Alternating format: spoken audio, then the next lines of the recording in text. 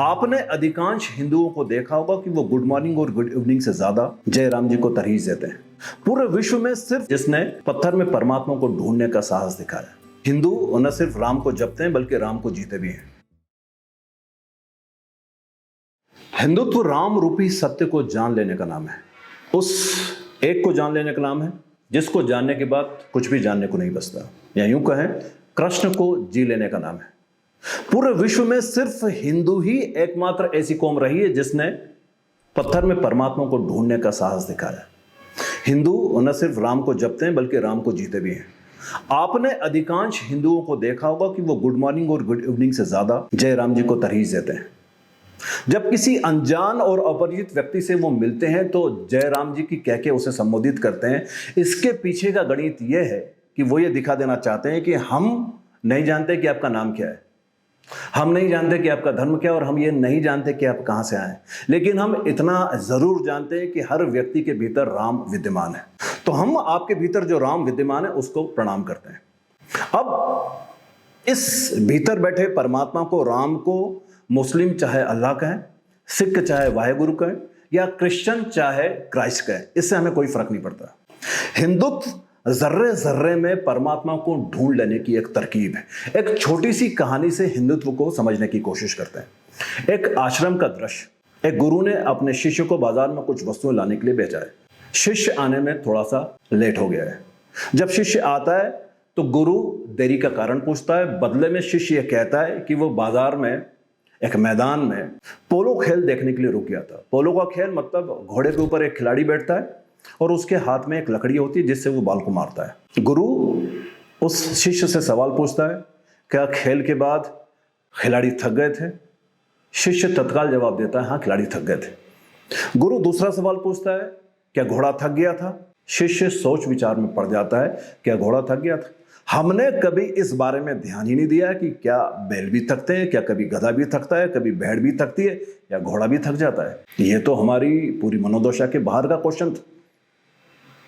थोड़ा सा सोच के शिष्य ने कहा, हाँ घोड़ा भी थक गया था। गुरु ने तीसरा सवाल पूछा, क्या खिलाड़ी के हाथ में जो छड़ी थी, लकड़ी थी, क्या वो भी थक गई थी?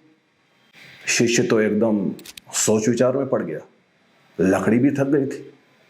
ये सवाल एग्जैक्टली बुद्धि से पूछा जाने वाला सवाल ही नहीं है, और बुद्धि के आधार पे इसका उत्तर भी नहीं दिया जा सकता। वो गहरे सोच विचार में पड़ गया। चूंकि बुद्धि के आधार पे उत्तर नहीं दिया जा सकता था, इसलिए वहां से चले गया। वो समझ गया कि गुरु ने यदि इस सवाल को पूछा तो निश्चित इसके पीछे कोई अभिप्राय जरूर रहा होगा। वो गहरे ध्यान में बैठा, गहरे ध्यान में बैठा। गहरे ध्यान में उसके 1 दिन गए, 2 दिन गए, 3 दिन गए, 4 दिन गए, 5वें दिन उसको गहरे ध्यान में उत्तर मिला। वो दौड़ के गुरु के पास गया। गुरु से कहा कि कृपया करके सवाल फिर से पूछिए। गुरु ने पूछा, क्या खिलाड़ी थक गए थे?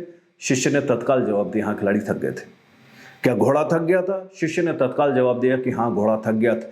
गुरु ने पूछा, क्या खिलाड़ी के हाथ में जो छड़ी थी, लकड़ी थी, वो थक गई थी? शिष्य ने कहा, लकड़ी भी थक गई थी। गुरु शिष्य के करीब आया और गले से लगा लिया और उसने कहा, धन्यवाद, तेरी शिक्षा पूरी हुई। जो व्यक्ति लकड़ी में भी परमात्मा को देख ले, जर्रे जर्रे में भी परमात्मा को देख ले, और लकड़ी के साथ भी ऐसा ही बर्ताव करे जैसा वह इंसान के साथ करता है, समझो उसने परमात्मा को ढूंढ लिया है। ये कहानी का जो अंतिम मूल मंत्र है, यही हिंदुओं की या हिंदुत्व की भाव दशा है, जिसने जर्रे जर्रे में, लकड़ी में, जानवर में, पशुओं में, आप कहते हैं किसी बकरे में, आप कहते हैं किसी मुर्गे में, हाँ सभी में उसने परमात्मा के दर्शन किए, और सभी के साथ उसने वैसा ही व्यवहार किया है जैसे किसी इंसान के साथ किया जाना चाहिए। तो मुझे लगता है कि हिंदू होना एक बहुत सामान्य सी बात है, लेकिन हिंदुत्व होना आध्यात्म का एकदम उच्चतम दृष्टिकोण है। बहुत पहले की बात करें तो हिंदुस्तान पे मुगलों ने और अंग्रेजों ने हमला किया, और हिंदू बेसहाय, बेसहारा नजर आया, क्योंकि उसके पास हिंसा करने की कोई भी शिक्षा नहीं थी। वो हमेशा से अहिंसा और प्रेम का पाठ पढ़ते आया था, तो बड़ी दिक्कतों में पड़ा, और लोग यहाँ पे हमला करते गए और लूटते चले गए। अब बार बार जब आतंकवादियों के हमले हुए तो हिंदुओं ने अपने हाथ में हथियार उठाए, और उन्होंने ये कहने की कोशिश की कि हम तुम्हें प्रेम से पाठ पढ़ाते हैं, हम अहिंसा की सीख तुम्हें देते हैं, उसी तल पे हम तुमसे बात करते हैं, लेकिन तुम बात को समझते ही नहीं हो। तो अब जिस तल पे, जिस लहजे में, जिस तरीके से तुम बात समझते हो, उसी तरीके से हम तुमसे बात करेंगे। तो आज के दौर में जहां हिंदू थोड़ा सा फ्लेक्सिबल था, थोड़ा सा रिजिड भी होना पड़ा, क्योंकि वो देख पाता है कि उसका देश चारों तरफ से आतंकवादियों और बुरी नज़र रखने वाले लोगों से घिरा हुआ है।